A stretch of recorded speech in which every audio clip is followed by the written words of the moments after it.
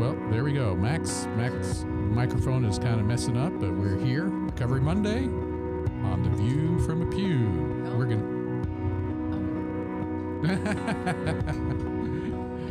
We're getting mics fixed up here. All right, let's try. Okay, now we have There a we microphone. All right. Well, see, that's what happens when Father Tattoo comes in. Nothing works right. Nothing ever works right when he comes in, but we're good now. Thank you very much. Mine worked right. Yours worked perfect. Remember what I told you about the transparency? Yeah. Megan? There you go. You said not to worry. That's right. We don't worry about things.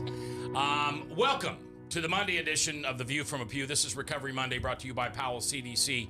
Lila Stafford in the house, along with Bob Montserrat, the cat in the hat. And today, oh man, this is going to be good.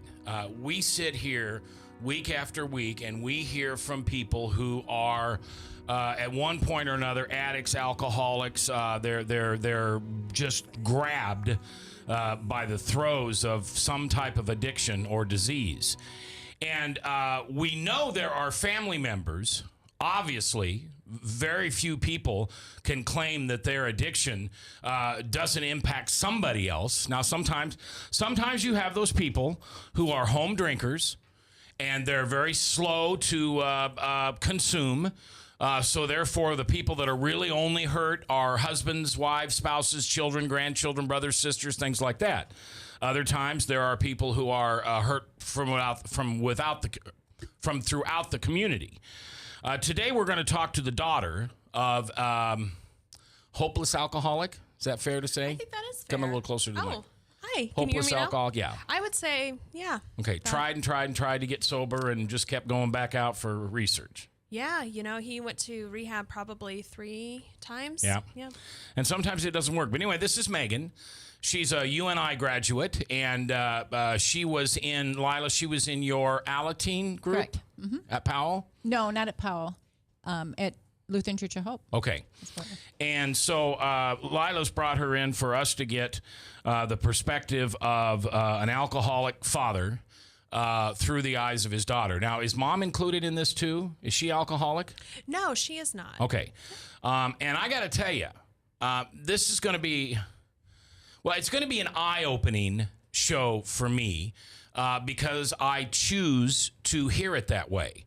I could have told you, oh, this is going to be a tough show on Mac because she's the same age as my youngest daughter. And I'm sure some of the things that Megan experienced are the same things that my daughter experienced. But I'm not going to take that attitude. I'm very thankful to have someone like Megan on the program to help us understand what this disease does to people who don't drink, who are not alcoholic, but are forced to live their life at least one degree, if not a couple, away from someone they love. It's one thing to have an alcoholic neighbor. You can tell them to move away, or you can move away. It's one thing to have an alcoholic brother in the family who lives halfway across the country. You could just refuse to invite him for Thanksgiving. But when your father or mother, and you live with them, and they've been that way their whole lives, it's tough to go unscathed. So those are the conversations we're going to have today with Megan. All right, Megan.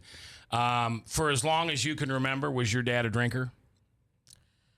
I would say so. I was told, he was a really great dad when I was little, but I really don't have any memories of him like playing with us or really, being around.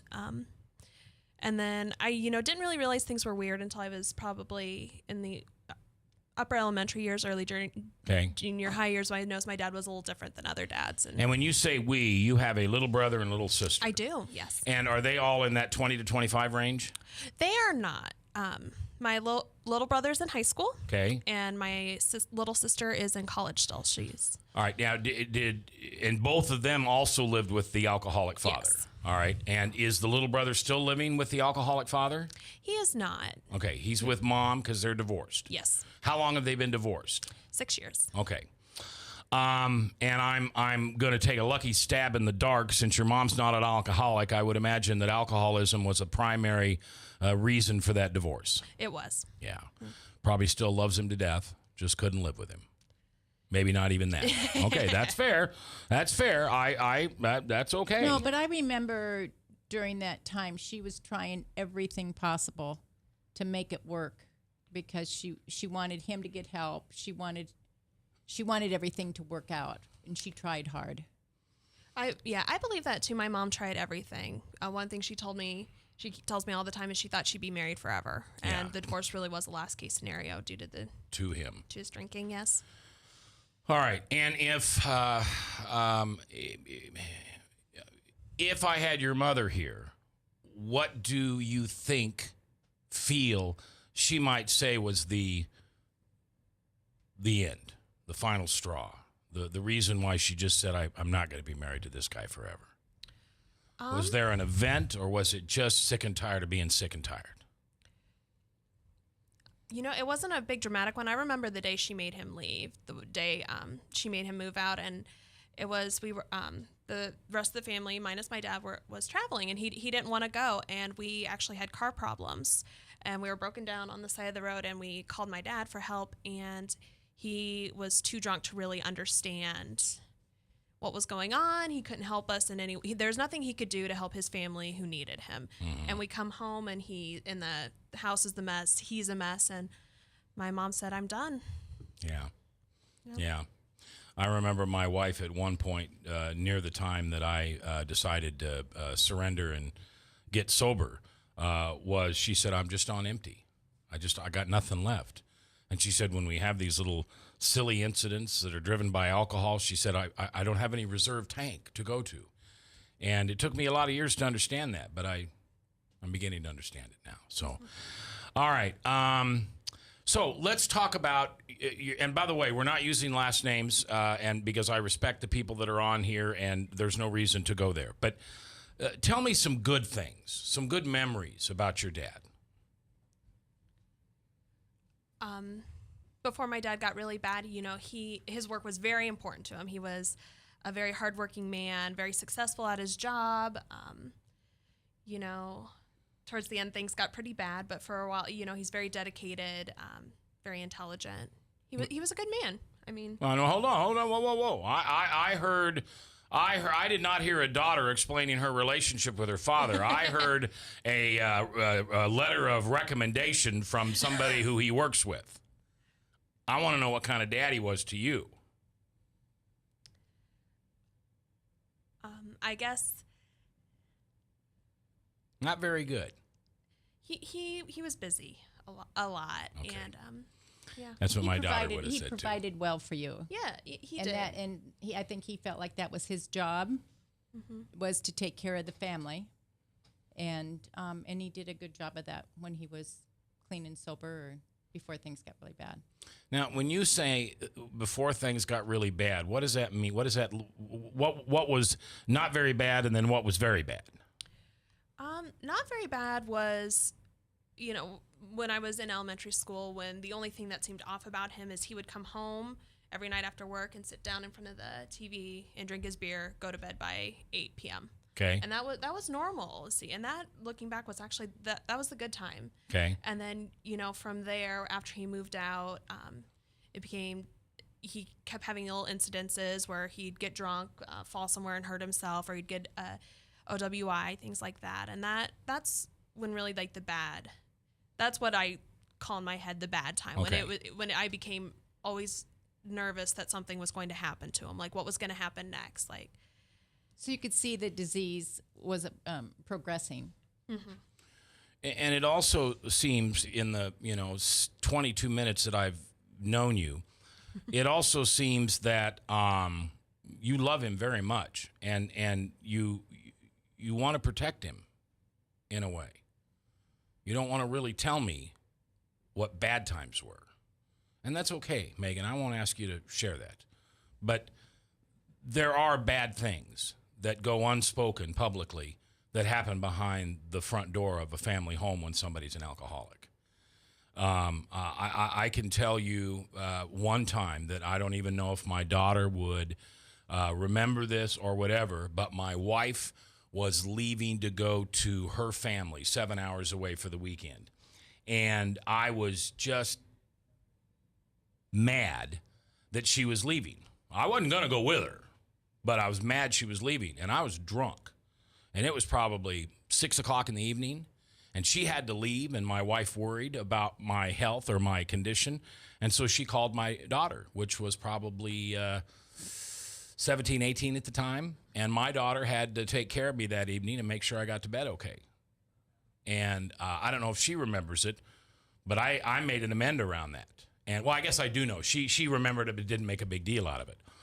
And I worry that my own daughter, like you, doesn't want to talk about the horrible things because it's easier to just let them be unspoken. And I want you to share some of those things with us today, okay? We're not revealing last names and anything like that. So, and the reason why is because there's people out there that need to know they're not alone. There's another daughter or son listening right now, maybe on a podcast, maybe live, that at this point is saying, oh, well, that's about what my deal was with Dad. And then when you share some of those really tough things, they'll go, oh, I'm not the only one. That's what we talk about in the 12-step programs. There are so many young kids, junior high and high school, that do not want to talk about this at all. When I had the Alateen groups, it was very difficult when they were new to get them to talk at all because it's just sort of a family rule that we don't talk about these things. It's a family secret. Absolutely. Yeah. And but it's amazing. Once they start opening up, I used to have the kids go to AA meetings and talk because I wanted them. What happens is the people that are in AA pretend in their head that they never did anything, and they never did anything that would upset their children. And I want them to know that the kids do know that something is going on at home. Yeah. They just aren't saying anything. Yeah. I agree with you. I got a line coming in, Father Tattoo. All right. Our guest today is Megan, 25 years old, graduated college. Maybe there's somebody out there that has a job for you. What kind of job do you want? Oh, that would be wonderful. I love writing and edit, like technical writing, like workbooks, things like that, instruction manuals. She's a straight A student. I just, you know what, I'll find, somebody on Facebook just posted something today. They were looking for a writer of some kind. Seriously. I'll look that up when we're in our break. Oh, that would be great. Yeah. All right. Anyway, we have a rare look inside of an alcoholic father's family. And we're going to get an opportunity to learn some of those things. And maybe, just maybe, the reason that the Holy Spirit has led you to listen to this podcast or listen to this program today is because God wants you to know you're not alone. That it is not just your dad or your mom or your big brother. That there are millions of people out there. They say that 10 to 12%, Lila, is that an accurate figure? Yes. Of the population is alcoholic? Yeah. And there's another 20% on top of that, which are not alcoholic but abuse alcohol. Mm-hmm. There's a great new movie out called The Anonymous People. Do we know when we're going to show that again? Before the end of the month. Okay. Sponsored by Powell CDC. It's a movie about encouraging those of us that are in a public face or have a place of recognition or importance within our companies to come out of the closet. They're not really putting down the anonymous part of a 12-step program, but they're saying that if you can, step out and show people that it's not just guys with brown paper bags living under the bridge. In fact, I run into very few of those people. I run into doctors, lawyers, business people, businesswomen, women, mothers, business owners, judges, incredibly successful people who have overcome or at least gotten their arms around this disease so they can function and be there for their family. We'll talk about that when we come back with Megan live right here on Recovery Mondays, brought to you by Powell CDC, powered by WebcastOneLive.com. I'm Brian Leach, owner and general manager of Service Legends. I brought along a couple of the home comfort heroes. Hi, I'm Tammy Wells. I am Nick Wondershad. I am administrative manager I am the senior technician. from Service Legends. It seems like every good thing, when you feel it to the bone that it's good, there's a lot of hard work put behind it. I don't think that you can fake it and have it turn out good. You know, if we seemed like, okay, that's just weird, it's just a furnace, why would you believe so deeply in a furnace? It's not just that, you know, we want to show the world that you can have good service. Yeah, I mean, it's your home. You know, it's built into our daily trainings. It's built into our culture that we're going to do whatever it takes to have each client say they love us, period. That's why we spend all the hours in the training that we do. And if we guarantee it's going to be a good experience for you, or else it's free, what type of work do you think we're going to do? There is a guarantee. Temperature selection guarantee, fixed rider it's free guarantee, comfort guarantee, best value guarantee. All of these guarantees hold us accountable to ensuring that we exceed your expectations. And if for whatever reason we'd fail and we can't make it right, we guarantee all of those guarantees with a 100% money back guarantee. I mean, if you don't think that your technician can fix it right, are you going to say that to a client? No. You don't have to worry about having a technician come to your house. We drug test, background check all of our team members. We put safe people in your home. Each and every one of our service techs, 400 hours a year in training. You tell it the minute they walk in the door. They know what they're doing, they've done their homework, and they actually truly care about what you want. Because at the end of the day, you're the person that makes sure I have a job. They're going to be listening. They're going to want to know what your challenges are. Then they're going to come and give you options, and you get to choose. If I'm there to help and I make it easy and painless, I did my job right that day. Well, when it comes to your comfort, safety, and your family, you know, you don't necessarily go buy the most expensive, but you get the most bang for your buck. Oh, it's worth it, because there's a lot of people that will find a way to get it to work right now and then leave and then come back, charge you again, and the cycle just repeats itself. So when I'm out there looking at the furnace, I want to find why it failed today. How can we change the part today with something that you're not going to have to worry about? Is it worth changing the part today? I mean, you can put a lot of money into a furnace. I can fix parts all day. There's good job security in that for me, but is it the right thing for you? I get a lot of the phone calls of after the technicians are there. They're just in awe. They're like, wow, you guys are great. I mean, I don't even know what to say. You guys are great. Everything you did was perfect. It was great. Keep going though, I like this. Just give us a try. I'm going to take all the risk. I've got the time to make this right. I've got the support to make it right. Just check us out. And if you don't see the value in what we do, I mean, fixed rider, it's free or 100% money back. enough said.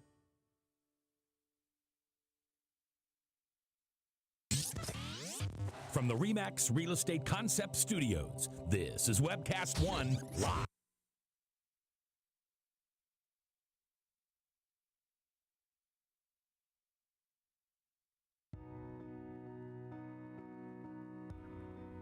All right, we're back. It's 21 minutes after the hour on this 9th day of the 9th month of 2013. I'm J. Michael McCoy, and this is Recovery Monday, brought to you by Powell CDC. Lila Stafford, what are you, a certified specialist, vice president of marketing for Disneyland?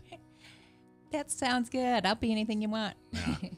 No, you're a recovery specialist. Yes, CDC Yes. counselor. And so when someone chooses or is forced to go through recovery, you're one of the people that helps them, and this is my word, you may have a different word, unpack their life. Actually, the therapist in treatment do that, and then there's 3 segments of treatment, and I'm in charge of the 3rd segment. So they Okay. get through like about a month of treatment, and then they come to me for 8 weeks, and I take them for 8 weeks, and then they go to aftercare after that. Okay, all right. Bob Montserrat, the cat in the hat watching the chat, is also here. And what's so amazing, because I always say this is a God thing. I even have a sign in here that says this is a God thing. Bob and I have been working together for years, long before I chose to get sober. But Bob, as his real full-time job, is a forensic scientist with the state of Iowa and is one of the most called upon expert witnesses in the field of addiction. And Bob has testified at over 1,000 trials about alcohol and drug abuse and alcohol abuse. So it's nice to have Bob here for those reasons. Now, Megan, we were talking off mic, and I think it's important. You were told, when did you start going to counseling, Alateen, whatever you want to call it? Probably not too long after my dad moved out, so I was about 14. About 14. All right. So 11 years ago. Yeah. All right. And you were told over and over and over and over and over, it's not your fault. There's nothing you can do. You can't stop it. You don't cause it, et cetera, et cetera, et cetera. But you didn't believe it until a year ago. I didn't, and I had heard it so many times. Even Lila here told me over and over again, you didn't do this. And if you're out there listening and you have a parent, I want you to hear this. Come a little closer. There's nothing you can do to fix this. You can't save them. And I always thought that there was some elusive thing out there that I could do that would fix it. And I didn't know if that was like dumping out every drop of alcohol in the county, if that was crying, screaming, holding my breath until I turned blue. I didn't know what it was, but I was convinced it was out there. And if I could just figure out what it was, I could fix it. And he would get better and he'd be my dad again. And I want you to know it's not out there. You know, I'm sure you've told me it has to be their decision. Right. It has to be the alcoholic's decision to get better. Right. And I didn't really realize that until about 6 months ago. Well, and understand, whatever force of evil you believe in, mine is called the accuser, which some people would call the devil or Satan. But I believe that all people, I believe that my pastor has a relationship with the accuser. If we had no relationship with the accuser, understand we'd be sinless, right? You don't have anybody telling you to do the wrong things, whispering things in your head that aren't true, lies to make you feel insecure, betrayed, and not loved or unlovable. Then we would only shine in God's light. So since we have a relationship with the accuser of some kind, he wants us to believe that we could fix this. And is it fair to say it kind of drove you crazy? It did. I became obsessed with being what I thought was his idea of a perfect daughter. Okay. I went out for all the sports. I read books that I thought he would like. I did everything I could think of. So I thought if he had the perfect family, if he had the perfect daughter, that would be worth giving up alcohol for. That was my reasoning. And I thought if I could just be good enough. And I drove myself crazy for years thinking that would be the answer. And it's not. Lila, you're how many years sober? 27. Have you seen any incident in those 27 years where somebody quit drinking because their spouse or children made them? No. And I didn't worry about asking her that question. Yeah. It just doesn't happen, does it? No. You have to do it for yourself. Yeah. And I think that's important to recognize, because I remember when I decided to get sober, I was going to do it for my marriage. And I was sitting down with another guy named Mac, and little Mac, you know who I'm talking about. Mm-hmm. And he said to me, I said to him, well, he said to me, why are you gonna choose to do this? He said, you don't have an OWI hanging over your head. Your wife's not threatening to kick you out. You're independent, so you don't worry about what the boss says. Why are you willing to do this? And I said, well, I really want to do it for my marriage. I want my marriage to be better. And we were in Perkins, and that little sucker looked dead in my eyes and says, that won't work. Right. You'll probably, even if you get sober, there's a 50% chance you'll lose your marriage anyway, because you and your wife won't know how to function together anymore because you're a different person. And that really blew me away. In fact, that made me take a step back and say, I don't know, maybe I don't want to do this. Maybe the devil I know is better than the devil I don't know, or the devil meaning me. But, all right, Megan, I want you to share with me, I want you to share with our listeners some incidents when you saw your father at his worst. And the reason I want you to do that is I want other people out there to know they're not alone. Oh my gosh, her dad did that too. Her mom did. Okay, I'm not alone. You won't believe just kind of like you said, when you figured out there was nothing you can do, how much weight was lifted from your shoulders? A lifetime. Yes, it was amazing. Right. Yeah. That's what I want people to hear with your story. I want them to go, oh my gosh, it didn't just happen to me. Okay. You know, at first I found my dad really embarrassing, and for a while I thought that's, was the worst of it. It was later that like the fear really set in. Was it only when he was drinking or even when he was sober? When he was sober, but worse when he was drinking. Okay. Yeah, and I remember he came up to visit me. I think I was a freshman in college, and he drove all the way up to see me, which was nice. I really wasn't expecting that out of him. But I remember he had to go to the bathroom, so he couldn't control his bladder. He has some liver issues. And so he gets out of his car and goes and pees outside the building of my dorm room. He's like, it's night, nobody saw me. What's the big deal? Like, he couldn't fathom why I was so upset. I was so embarrassed. Like, what if? And I'll just leave it at that. And what if you'd been arrested for public urination? And then it would have been public intoxication too. Yeah. And so there's like the part where it's like, I just cringe because it's all the embarrassing stuff. But, the hardest stuff to take was when I saw him and I was really worried for his life. Okay. And that kind of led to me always being worried that something bad was going to happen. And I think that's one of the biggest ways this affected me is I became scared all the time. What about around your friends? You know, did you not bring friends around because of what he may say or do? Did you bring friends around and he just over and over and over embarrassed you? Was there any of that going on? It may not have been, but was there any of that? You know, we really weren't encouraged. We weren't encouraged to bring friends over. And that was just something kind of weird about my family is like we weren't really encouraged to bring friends over. We could go to their house. That was more accepted, Right. but bringing friends home was frowned upon. But I do remember one incident. I think it was my 13th birthday, and I had this outside party, and it was fun. And I had some of my friends like turned on the hose and were spraying each other with it. You know, just fun kid stuff. And he came out of the house and he had been drinking, and he just starts screaming at them like, you're gonna mess up the yard, you're gonna do this. And then my friends come up and they're crying because they're young girls. They're crying and they're like, your dad is so mad at us because we turned on the hose. And I mean, that was probably one of the very few times I remember my dad interacting with my friends. Were you mad? You know, I wasn't, because at that time, you know, I think I was trying to justify his behavior. He really couldn't do much wrong. I'm like, oh, that's him. He just gets upset about things sometimes. It's fine. Right. He just kind of smooth it over. Let's go have cake. Cover up for it. Cover up, and then we never talked about it. Inside, the emotion you had, mad, embarrassed, sad? I was really embarrassed. Really embarrassed. Okay. I have a question, Mac. Yeah, please. For Megan. I was thinking about what you had said, Megan, about how you were trying to win your dad over by doing better or being more acceptable in your mind to him.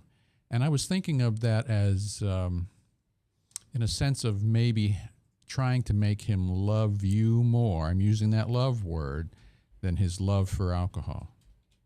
That you felt like you could overcome that love for alcohol with showing him as much of love from you. Is that something that maybe was correct or no? I would say absolutely, yes. I thought, you know, if I could just be better, if like being around me could be better than drinking, And he would love you then he more. would love me enough. Right, more than the Yes. alcohol that he was consuming.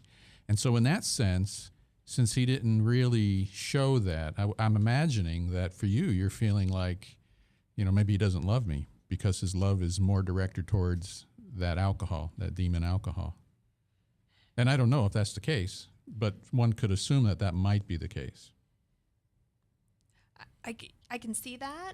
I never really doubted that he loved me, and I think that's really because all of his family members told me over and over again, you know, he loves you so much, you know, a lot, even to the point where he'd be like, he loves you more than your little brother and little sister because you try so much harder. You are so nice to him. Who you are tells so you good that? at that. That comes a lot from my mom and then my dad's mom. Okay. Like his family, like you are so good. You try so hard. Like they were almost encouraging this behavior. So I never doubted that he didn't love me, but I knew it wasn't enough. Was his dad or his mother an alcoholic? His dad is. Okay, But was. I'm sorry. Passed away? He has passed away. Okay. Your mother, help me, Lila, codependent is one term. Is that what you'd call, or would you call her an enabler? Her mom. Yeah, I know who you're talking about. She was neither. Okay. Well, she enabled, I guess, for a while, but she's a pretty healthy woman, healthy emotionally, and Okay. so she tried as much as she could to get him to a healthy place, and then couldn't do that, and so she was healthy enough to say, "I've got to cut this off then." Okay. For her children and herself, but she went through a horrible time coming to that decision. How would you describe your mom? Just like Lila did? I can understand where Lila would come to that, but behind closed doors, it was a lot harder on my mom. And I know she looks really emotionally strong, but it was very hard on her. And one of the things I really wish she hadn't done is when she no longer had a spouse, she no longer had my dad, she leaned on me. And I really feel like I kind of became almost a pseudo spouse for her. I was her confidant. You know, both of my parents came crying to me more often in my teenage years than I ever went to them. And I just kind of became the support system. And your story kind of reminded me of that a little bit, how your wife called your daughter to have her come take care of you when she was leaving. Yep. And, you know, it's hard. That's a really hard place to be in, because all of a sudden you see your parents as someone that needs to be taken care of. Like your daughter saw you, she had to take care of you. All of a sudden you weren't that big, strong person that could have taken care of her. And that was scary for me growing up. Like I'm sorry. No, I was going to add, and I don't know if there's a person qualified to answer this, but couldn't most kids in any situation, including where alcohol isn't involved, have that moment with their parents when they realize that mom and dad are not infallible and they're not on a pedestal and I have to help them? Not when they're children. Go ahead. I was a teenager at this time, and I feel like because of the alcohol, it was taken to an extreme with me. And I'm going to talk about a time when I was in college. Yeah, go ahead. I want you to hold that thought. Sure. And we'll talk about it when we come back. Great. Okay, we're live on Recovery Monday, sponsored by Powell CDC, and it's powered by webcast1live.com.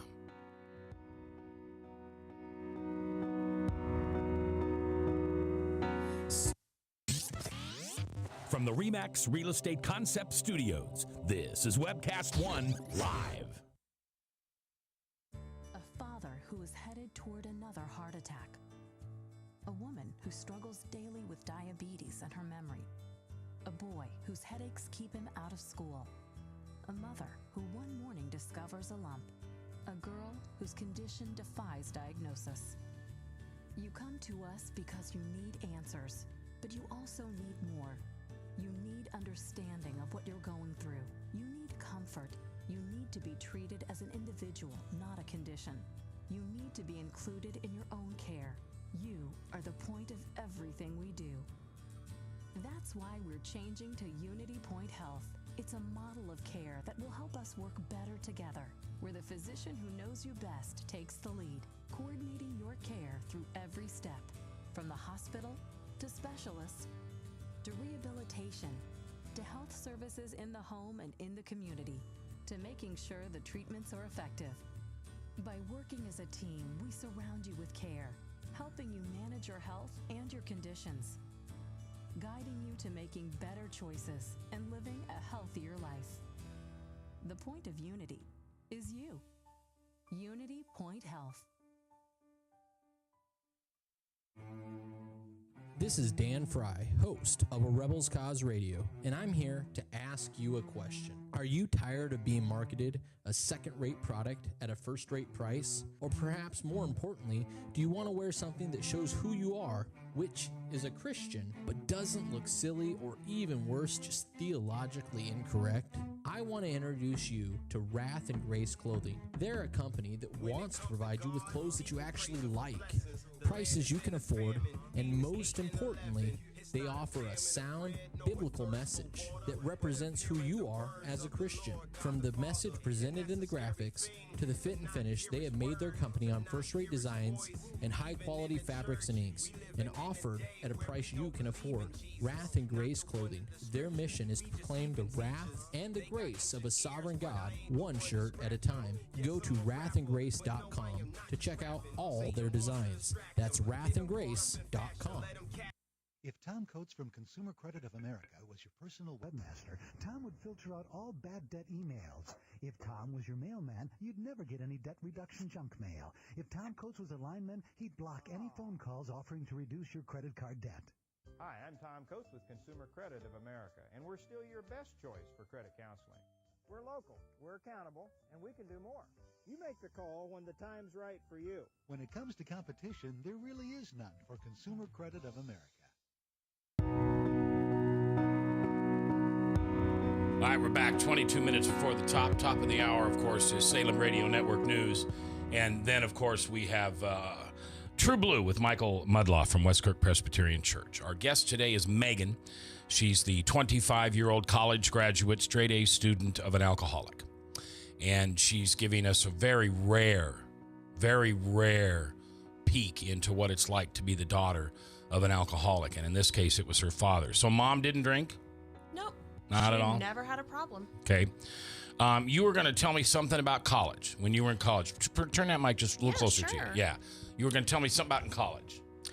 We were talking about how I expressed I felt like I couldn't depend on my parents. Right. And I want to stress that this is different than just realizing your parents are human and that they have their own issues. I felt like I couldn't trust my parents to be there for me because they were so always worried about his drinking or his family or what was happening with him. And the scariest time was was when I was in college and I had this internship. And it was my first experience in an office setting. And I had this boss, and he would just say the weirdest things. And he was a creep. He was a creep. And I just became increasingly uncomfortable, where I would dread going every day.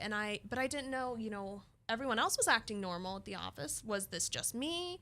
I didn't know. So I called my mom, and then later I talked to my dad about it even. I'm like, this feels weird. And I would tell them what happened, and they were so busy that they couldn't listen to me. And my dad, they weren't there for you They emotionally. weren't there for me, even to the point where I was in it was kind of a dangerous situation, and they weren't clear-headed enough to even be able to tell me, you need to talk to someone. And it wasn't until I started talking to other adults on the campus that I really realized how inappropriate his behavior was, and he was actually eventually let go.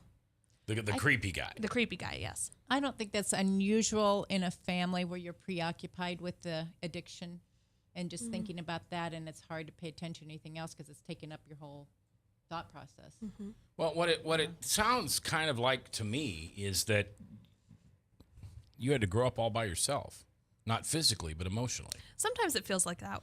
I mean, was Yes. mom ever there for you, or was she always covering for dad?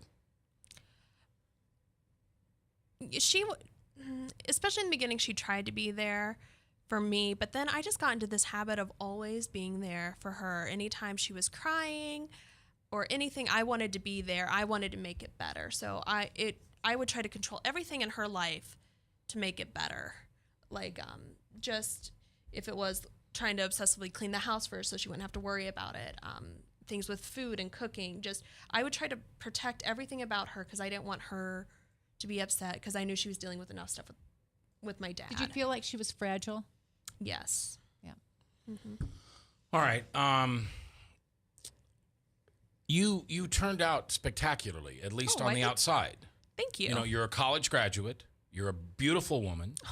You have emotional stability and maturity. Tough question. What's behind that facade? What is the consequence that you deal with emotionally because your father was an alcoholic and was never there for you? Oh, tough. That is a tough question. I've worked very hard, especially in college, to kind of get over issues that I felt I had because of my dad. And was college really awesome for you because you weren't at home anymore? It was a very nice break, yes. But at the same time, my dad went through several, I call them incidences in my head, where he would have brushes with the law or he would end up in the hospital. And it was very stressful for me to be away from that because I felt like I couldn't control him. So college was good and bad, but I did notice there were things about me that were different than my friends. And so I did go to counseling for 3 years at college, and that really helped a lot. But I still have lots of issues with trust and control. I think those are the biggest impressions that most people control out of fear. They're fearful that something's going to happen or that they don't have control, I guess. Yeah. And so control and trust issues. Would you say that you have trust issues with males as well as females equally, or more towards males? I would say in my situation, I definitely have trust issues more towards men than women, just because any time in my life there's been a problem, it's usually come from my dad or his brother's not helping out or another male not following through. So I'm better about women, but it was really bad in college. I didn't even like talking to my male professors. Like I would prefer to sign up for classes that had women, just because I felt safer around them. And I never dated. I really tried to close myself off because I Okay. felt safer in that Now, space. what about your brother? He's a senior in high school, you said? Junior. Junior. Yeah. How long has it been since he lived with your father? 10 years ago? Eight. 8 years ago. Okay. So he would have been 8. He was 8 when my dad left. Dad left. All right. How has it impacted him specifically differently than it impacted you? You know, I wish I knew. He doesn't like talking about things like his feelings, and I don't know if that's related to like our family situation at all, where he just wasn't given very much attention, but he doesn't like talking about it. I do notice he doesn't invite friends over. That's kind of the same pattern that. Even though your father doesn't live there anymore. Right, even though it's just Him and your mom. Yeah, him and our mom. He doesn't really have friends over. Is he socially okay? I think so. He spends a lot of time on his computer, which concerns me, but he, I guess, has friends he plays with on there. I don't know. I wish I had a clear answer for you, Okay. but I guess I don't know myself, and we don't always talk about our emotions. How would you say your little sister, who's now in college, Yes. how is her experience compared to what yours was? Have you guys shared at all? Do you get a chance to bond that way? Talking about our dad and his problems has always been a stressful thing between us because she handled it way different than I did. Whereas I tried to control everything. I tried to make everything just perfect. I tried to make up for him. And she had the absolute opposite reaction. She's like, I hate that people cover this up. I hate that we don't talk about it. I Sure. hate that my family didn't reach out, his brothers, my mom's siblings, that they didn't try to help us. I hate that. So she would act out. She would say things. She would want this. She's like the little rebel. The little rebel. Yeah, she? she wanted us to talk about it, and like, if that meant tears, if that meant fighting, that was okay. She was fine with that. And that's like the absolute opposite of what I wanted. And so she became very critical of me and how I was dealing with it. And I would pressure her not to act out as much because that conflicted with what I wanted. Sure. So Drama queen, is that a fair term for how your sister acted? if you had asked me that in high school, that's what I would have said. Oh, you're being overdramatic. It's not that bad. Okay. Stop doing that. But, looking back now, she was just a kid trying to deal with it. And How is she now then? I mean, she's what, 19 years old? she's 21 now. 21. All right. Yes. Does she drink? She does. And it took me a while to be okay with that because I never drank. Because of that, you think? Because of your dad? Yes. Okay. I was so scared that would happen to me, and I just hated the idea of alcohol. Like, to me, that's what took my family away. That's what took my dad away. Alcohol. Like, I blame the substance, not the disease. Wait a minute, though. Isn't that correct, Yeah, Lila? I mean, we should blame the substance, not... absolutely. Yeah. Not the disease. Yeah, you did the right thing. Good. Yeah. Yeah, because if your dad didn't have that substance and didn't have that disease, he wouldn't have been the way he was. Do you think if he didn't have alcohol, he would have found something else? Like, do you believe if you didn't have alcohol in your life, would you have found some other compulsion? Well... Is that too hard of a question? No, it's not a hard question. I suffer from borderline personality disorder, and I didn't drink till I was 34. And I grew up in a household surrounded by alcohol, just surrounded all the time on the counter. Could have had it anytime I wanted. When I went into remission on my borderline, quitting drinking was just a process. It was an issue. It was 12 steps. It was. I remember my 77th day of sobriety, and I went, I can do this. I can do this. I don't have those urges anymore. So I would answer that yes, because my main core problem wasn't that. All right, we're coming back with Megan, last session next on webcast1live.com. I would Am have I doing okay? From the RE/MAX Real Estate Concept Studios, this is Webcast One Live. A father who is headed toward another heart attack. A woman who struggles daily with diabetes and her memory. A boy whose headaches keep him out of school. A mother who one morning discovers a lump, a girl whose condition defies diagnosis. You come to us because you need answers, but you also need more. You need understanding of what you're going through. You need comfort. You need to be treated as an individual, not a condition. You need to be included in your own care. You are the point of everything we do. That's why we're changing to Unity Point Health. It's a model of care that will help us work better together, where the physician who knows you best takes the lead, coordinating your care through every step, from the hospital to specialists to rehabilitation to health services in the home and in the community, to making sure the treatments are effective. By working as a team, we surround you with care, helping you manage your health and your conditions, guiding you to making better choices and living a healthier life. The point of Unity is you. Unity Point Health. If Tom Coates from Consumer Credit of America was your personal webmaster, Tom would filter out all bad debt emails. If Tom was your mailman, you'd never get any debt reduction junk mail. If Tom Coates was a lineman, he'd block any phone calls offering to reduce your credit card debt. Hi, I'm Tom Coates with Consumer Credit of America, and we're still your best choice for credit counseling. We're local, we're accountable, and we can do more. You make the call when the time's right for you. When it comes to competition, there really is none for Consumer Credit of America.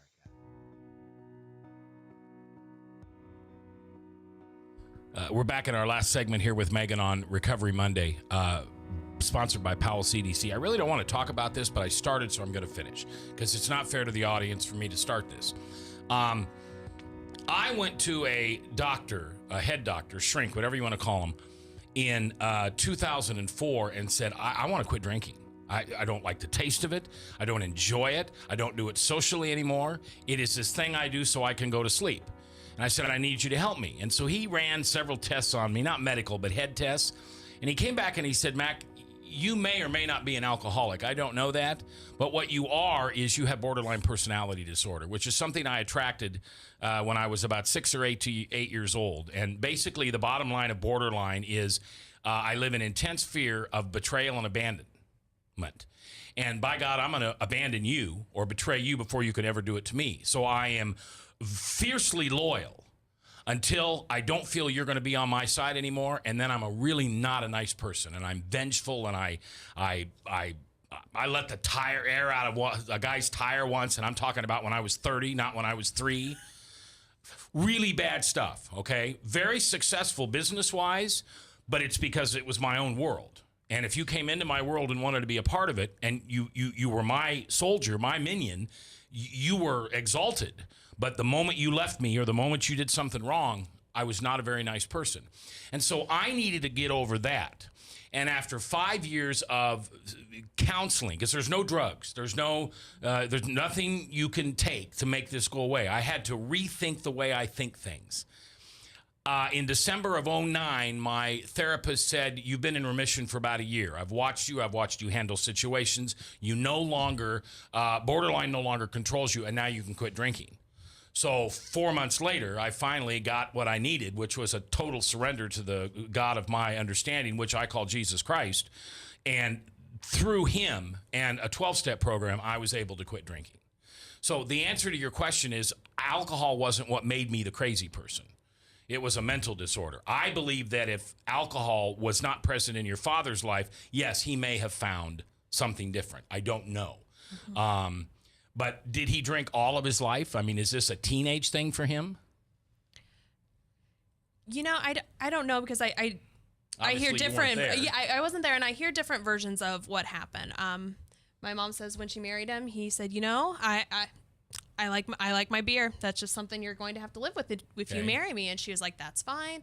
And I guess there's a point where it just took a nasty turn for the worse. But he was always a recreational drinker, and then it just got out of hand.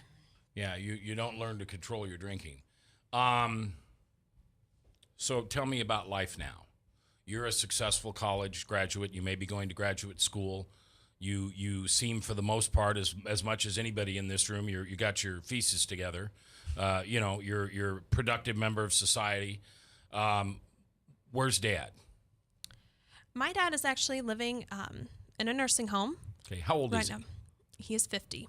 50 years old and living in a nursing home, okay? Yep. And is that because of alcoholism? Yes, he is. And he's made tremendous strides, but he had an incident last fall where we actually came really close to losing him. And the doctor at the time thought he had months to live, and he said he couldn't function on his own anymore. He couldn't live alone. And he's made great strides, but he still is needing the care of professionals. You're going to have to give me a little more than that. Is his liver and kidneys not functioning? Is what? His liver is not functioning at all. Is he on dialysis? No? Nope, and he's not a candidate for Okay. Yeah, anything. no, he wouldn't Yeah, be. yeah. But at the time, he had fallen several times when he had been drinking and given himself several concussions on Okay. top of any alcohol-induced brain damage. Now, So, he can't drink at the nursing home, can he? no. But he's allowed to leave. Okay, so what does that mean? Does that mean he does drink still? You know, I really wish I knew. How often do you see him? Once every few months, maybe. Okay, because that's the way you want it, or that's the way he wants it? You know, I wish I could see him more, but it's difficult. He lives quite a ways away. Oh, okay. So he's not in Des Moines anymore? no, he's not. He actually had to move to his small town that he grew up in, and where his mom is, and that's where he lives now. So his mother's taking care of him? Yes, and she's almost 80. Is that here in Iowa? Yes. Okay. Tough question. If you got the phone call today that he was gone, have you said your amends? Have you had that final conversation? Would you be at peace, or would you wish you had said more or done more? You know, I would have my peace. Good. I would. Congratulations. Good for you. Thank you. You know, one time when he was in the hospital before this, I sat him down and I begged him everything I could think of, please get better for me. And, you know, he didn't. And I was like, I've tried everything. Okay. And, you know, I still tell him I love him every time I hang up the phone. And I don't think there's anything more I could possibly do for him. There's a 12-year-old girl someplace listening to this, and she's weeping because you've just said all of her secrets. All the things that she holds inside, you've just shared because she's living the same life you have. But she's only 11 or 12. She's at the beginning of where you were when this happened. What would you tell her so that she didn't suffer the way you did in the middle of this? You know, I really wish I knew the answers that could make it easier. But if you're out there, sweetie, I'm sorry you're going through this. Hang in there. You can't fix them. You can't fix him or her, whoever it is. But it's going to get better one day. Just hang in there. Take care of yourself the best you can. And I'll be praying for you. My wife said one of the cruelest things she ever could say, but it was the truth, and I respect her for it. She said, Max, sometimes I had to look at you as if you were mentally deficient, that you couldn't be well, that it really wasn't your fault and it wasn't your choice. Because my wife doesn't believe I'm an alcoholic. She believes it's my choice to drink, and therefore I get the consequences I do. And I'm not going to argue that with her or with you because it's okay. But she said there were many times she had to just say, he can't help it. He's not all there. In my generation, we would have said he's retarded. Now, you can't say that word anymore because it's derogatory, but you know what I'm saying. I mentally was not capable of understanding the consequence of my actions. There are 12-step programs for kids. There's some for kids that are between 5 and 12, and then there's another group, a 12-step program for kids from 13 to whenever they go to college. And I think for some kids, it's the first time that they've ever been somewhere where they could really talk about what's going on at home, because it's very difficult to talk about this stuff around your family. I used to go around talking the high schools in Des Moines, junior highs and high schools, about this 12-step program, and I would give out my phone number. I had calls all the time from kids that just needed to talk. Yeah, and that's what I want to leave us with today. If you're listening to this and you need somebody to talk to, you can call me. You won't get my secretary. You'll get me, 515-229-6292. I'll be there for you, and I'll direct you to somebody like Lila or somebody like that. That's the end of our program today. Until we see each other again, just do me one favor, would you? Please, one, just pray.